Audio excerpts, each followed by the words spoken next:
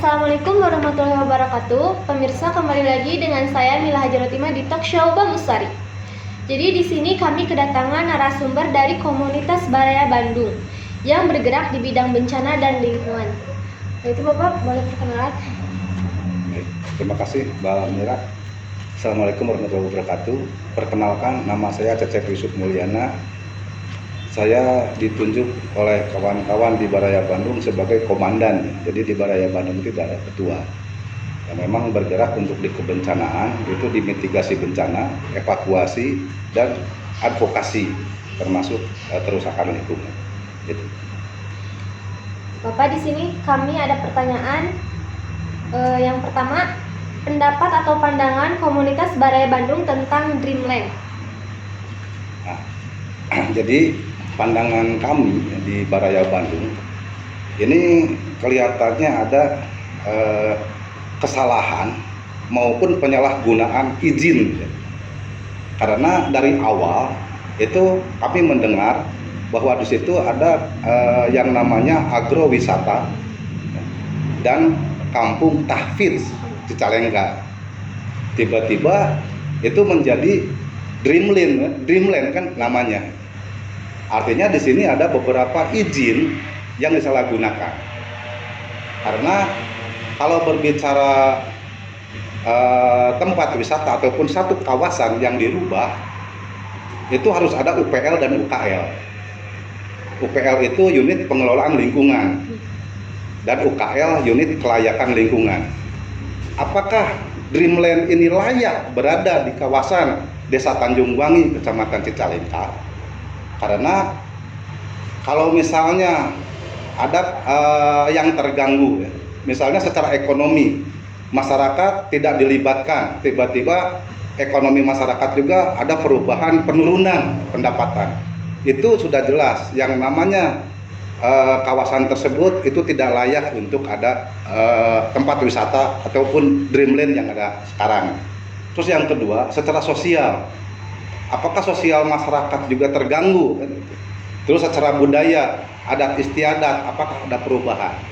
Nah, di sini di dalam kerusakan lingkungan, ketika unit kelayakannya itu tidak jelas, karena di situ ada kerusakan hayati, juga ada kerusakan ekosistem.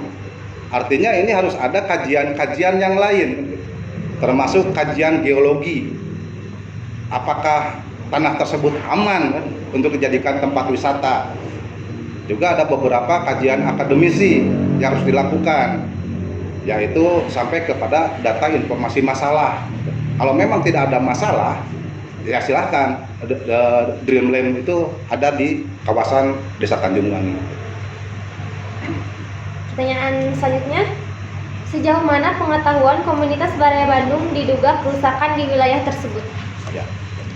Kan itu ada satu kawasan yang memang dirubah. Nah, ini bisa saja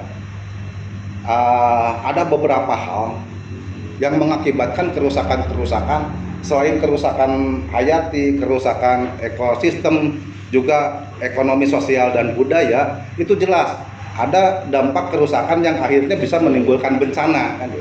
Salah satunya mungkin bisa saja longsor, bisa saja ketika musim kemarau air berkurang di daerah sekitar. Kalau misalnya musim hujan juga malah air tidak tertampung, itu juga menimbulkan bencana pada akhirnya.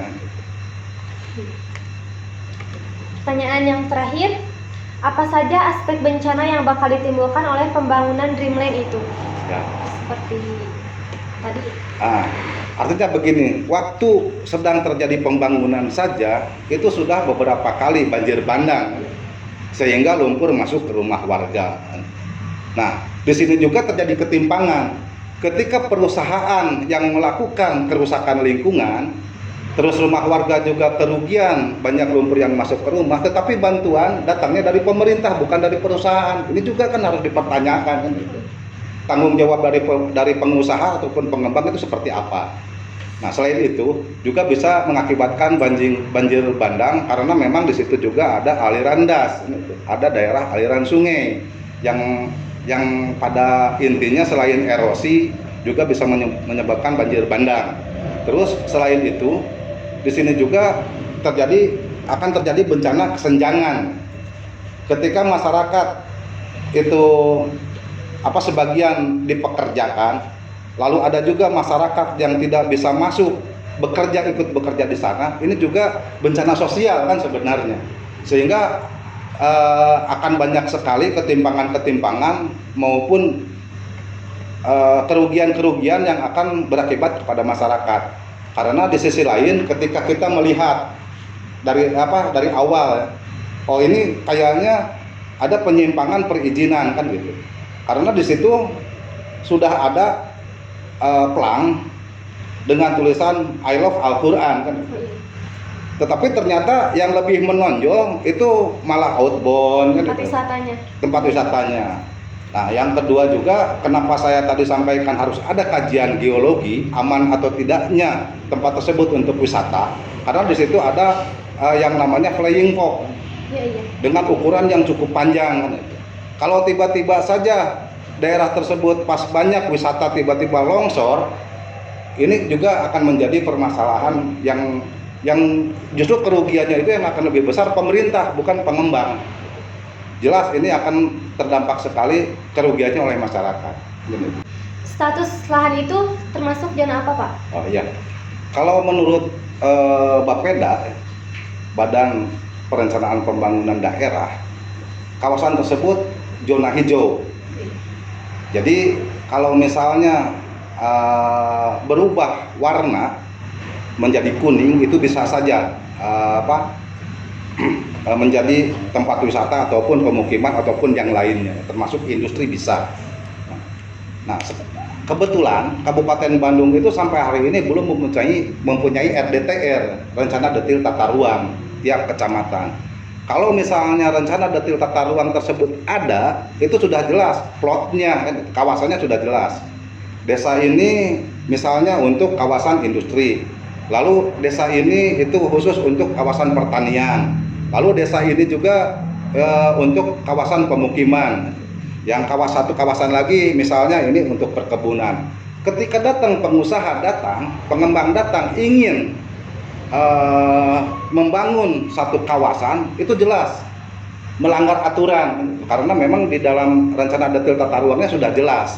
Nah, di Kabupaten Bandung ini belum mempunyai rencana detil tata ruang, dan itu memang masyarakat harus mendorong ya kepada pemerintah Kabupaten Bandung untuk segera membuat rencana detil tata ruang, karena di rencana tata ruang wilayah RT/RW Kabupaten Bandung, rencana tata ruang wilayahnya itu Bapeda sendiri hanya bisa memberikan informasi kalau ini kawasan hijau tidak boleh untuk dibangun misalnya wisata atau kawasan industri.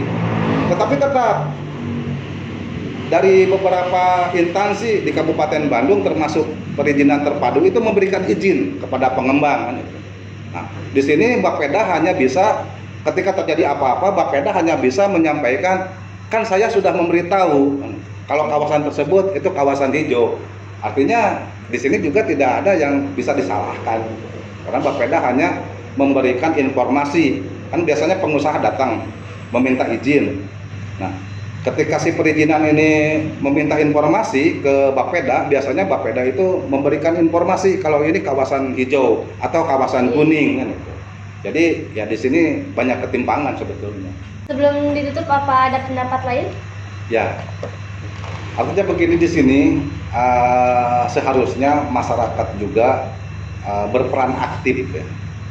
Bukan hanya pemerintahan ataupun lembaga-lembaga yang ada di Kecamatan Cicalengka, tetapi warga yang terdekat itu juga harus ikut serta mempertanyakan kenapa yang tadinya seharusnya kampung Taswid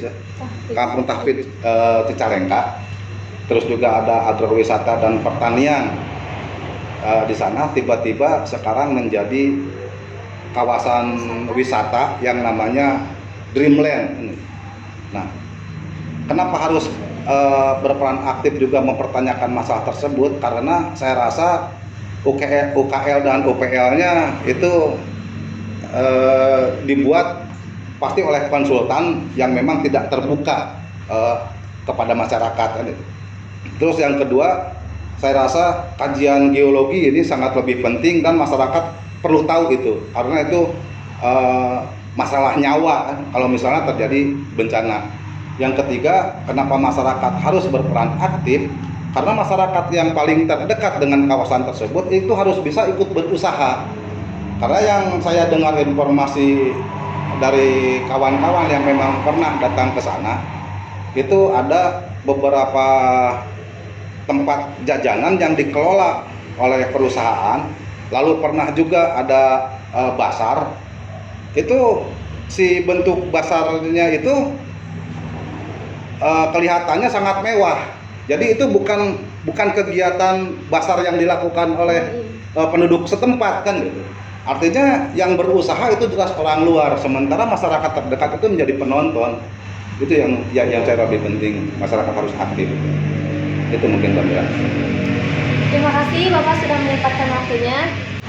Sekian talk show Bangun Sore kali ini. Kita akan kembali di talk show berikutnya. Saya Mila Hajarotima beserta seluruh kru kerabat undur pamit. Billahi taufiq wal hidayah. Wassalamualaikum.